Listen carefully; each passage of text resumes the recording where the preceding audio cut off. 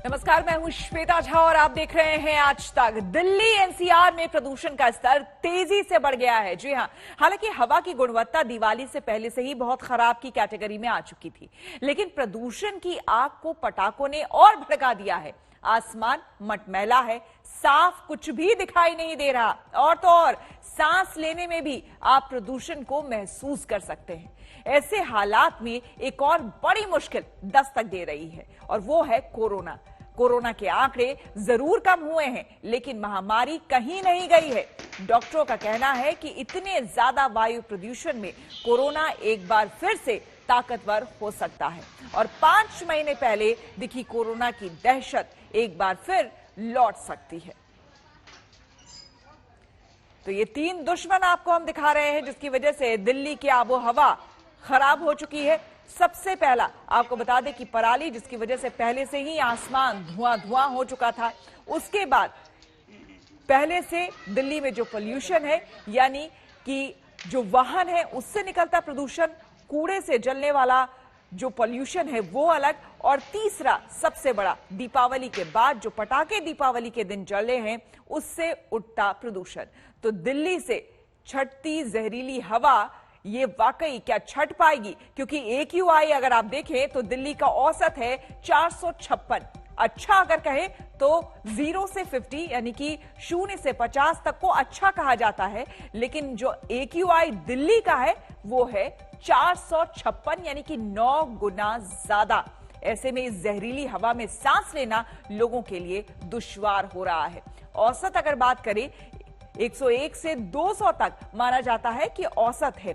201 से 300 तक खराब माना जाता है अगर AQI हो जाए तो, लेकिन आप अंदाजा लगाइए कि 456 AQI है। 301 से 400 बहुत खराब कैटेगरी में AQI एयर क्वालिटी इंडेक्स माना जाता है, और उससे भी ज्यादा खतरनाक 401 से ज्यादा खतरनाक माना जाता है। यानी कि आप अंदाजा लगाइए कि 456 इस वक्त AQI है दिल्ली का, तो ये हजार्डस की कैटेगरी में आता है, बेहद खतरनाक। तो इस जहरीली हवा में सांस लेना लोगों के लिए अब मुश्किल हो रहा है, लेकिन क्या ये धुंध छटेगी, ये बड़ा सवाल है।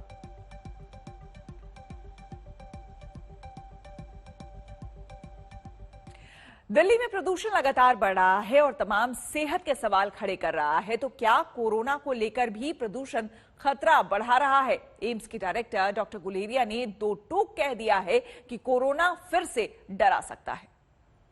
एक स्टडी की है जो हमने फॉलोअप किया देखने के लिए कि पूरा साल भर हमारे यहाँ एडमिशंस जो है बच्चों में और एडल्ट्स में का रेस्पिरेटरी प्रॉब्लम के साथ कितनी होती है, और हमने ये देखा कि जब भी पोल्यूशन लेवल हाई होता है उसके कुछ दिन के बाद एकदम इमरजेंसी विजिट्स जो हैं रेस्पिरेटरी प्रॉब्लम्स की बढ़ जाती हैं।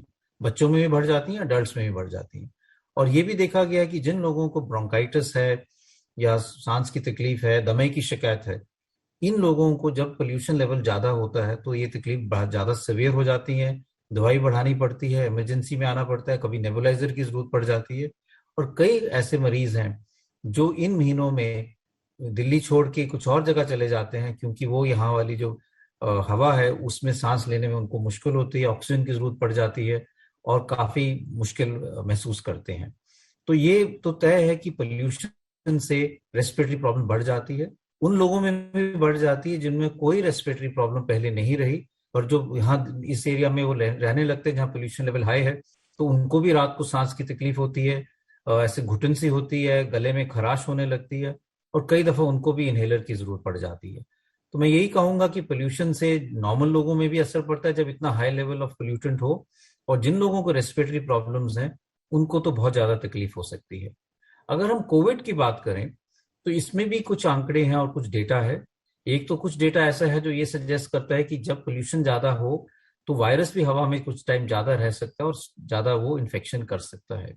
लेकिन और जो स्ट्रॉन्ग डेटा है वो ये है कि जो सार्स में भी देखा गया 2003-2004 में, इटली की स्टडी जो लास्ट ईयर आई थी उसमें भी देखा गया, और यूएस की एक स्टडी ने भी ये देखा है कि जहां जहां जिन जिन क्षेत्र में पोल्यूशन लेवल ज्यादा खराब था, जहां पोल्यूशन ज्यादा थी, वहां पे कोविड भी ज्यादा सिवियर हुआ और एडमिशन, हॉस्पिटलाइजेशन और डेथ्स भी ज्यादा हुई।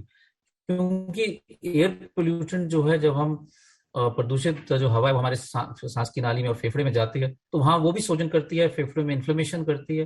कोविड के कारण भी फेफड़ों में निमोनिया होता है और इन्फ्लेमेशन होती है, और जब दोनों मिल जाते हैं तो लंग्स में ज्यादा डैमेज हो जाता है, और इसके कारण कोविड जो है ज्यादा सिवियर हो जाता है।